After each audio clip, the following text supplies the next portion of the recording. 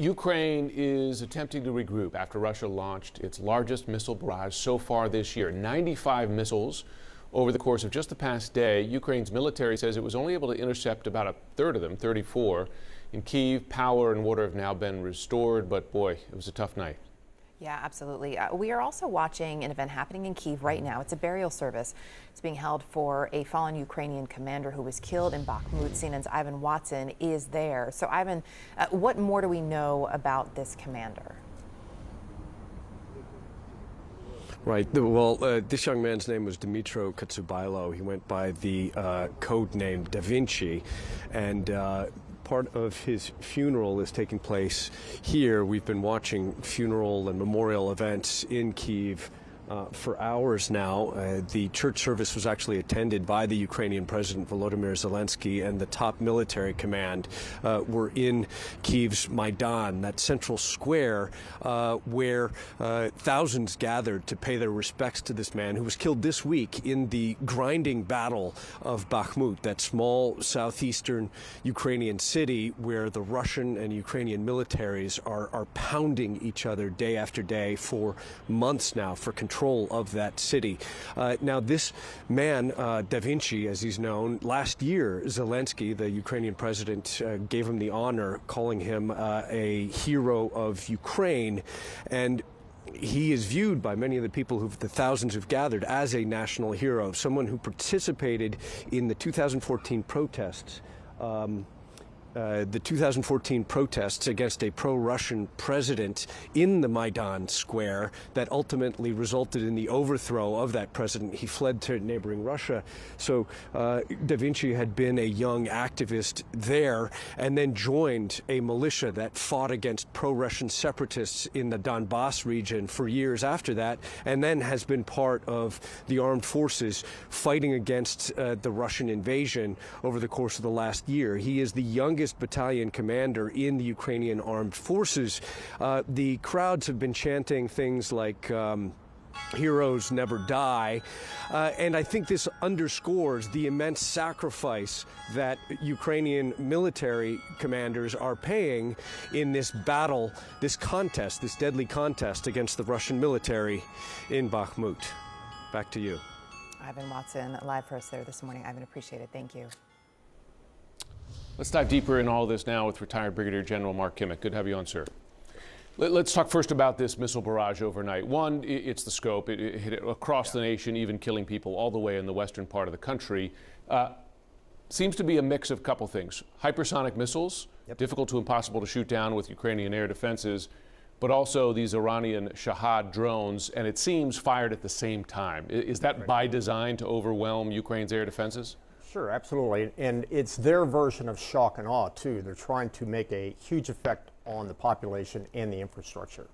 And are Ukrainian air defenses, even with the addition of more advanced Western NATO systems, still overwhelmed there by these Russian missiles? They are. I think until we see the Patriot get onto the ground, they're going to be on their back foot, especially when you send so many at once. It's hard to target all of them, hard to shoot them all down. Another thing, and this is CNN's reporting, is that Russia is capturing some Western-made, U.S.-supplied, in particular, weapons in this fight so far, including the Javelin anti-tank missile and the Stinger shoulder-fired anti-aircraft missile, sending them to Iran, in effect, as a gift for them to reverse engineer potentially. How significant is that? Some gift. Yeah. It's a boon to Iran. Iran is providing drones to Russia. In return, they're getting systems that they're reverse engineering and propagating throughout the region. They've done this before. Iran got a hold of the old TOW missile. They got a hold of old drones as well.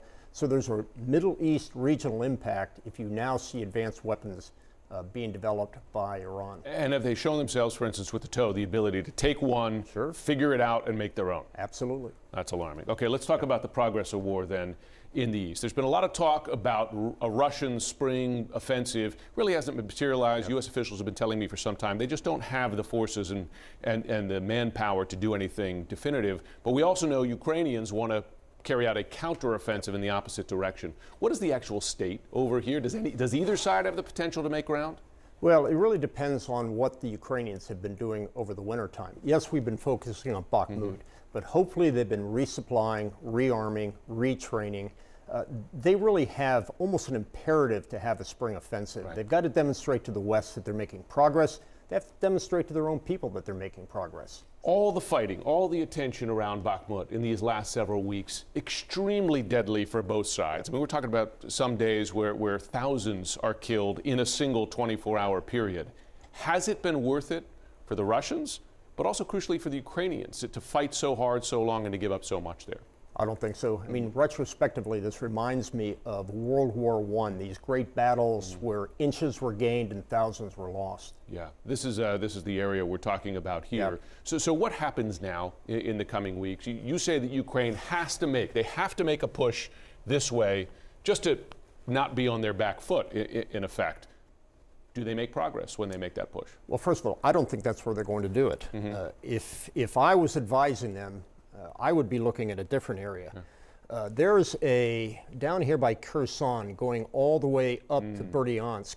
I think what they really want to try to do is unhinge the Russian offensive. Imagine if they were able to get all the way to Berdyansk. Yeah. They would essentially put all of Crimea at risk, particularly if the Americans put in ATACMS. Right. And then the Russians are going to have to think about this land bridge that has been so important to them. How will they react? I mean, that's been one of the principal goals of the whole Russian invasion, is to join Russian-controlled areas here with Crimea in the south. Great point, General Kimmett. Always good to have your expertise. Thank you. President Zelensky has been clear that this new tactic, no matter what it is still not going to make people stand down. I want you to take a listen to what he said about it. We have already shown what Ukraine is capable of, and no matter how treacherous Russia's actions are, our state and people will not be in chains. Neither missiles nor Russia's atrocities will help them. Now, Russia's defense ministry says this attack is retaliation for an alleged cross-border attack in Berdyansk that took place a few days ago. Ukraine has denied involvement in this attack, but I think it shows you it's a reflection of the Kremlin's thinking when retaliation looks like attacking civilian areas. And Salma, yesterday when you joined us, you mentioned how the Zaporizhzhia nuclear power plant had been knocked off the power grid for the 6th time, I think, in this conflict, obviously raising a lot of alarm among nuclear watchers. What more do we know about the safety of the plant at the moment? I think what really shook me is the quote from the head of the International Atomic Energy Agency. He said, "One day our luck will run out."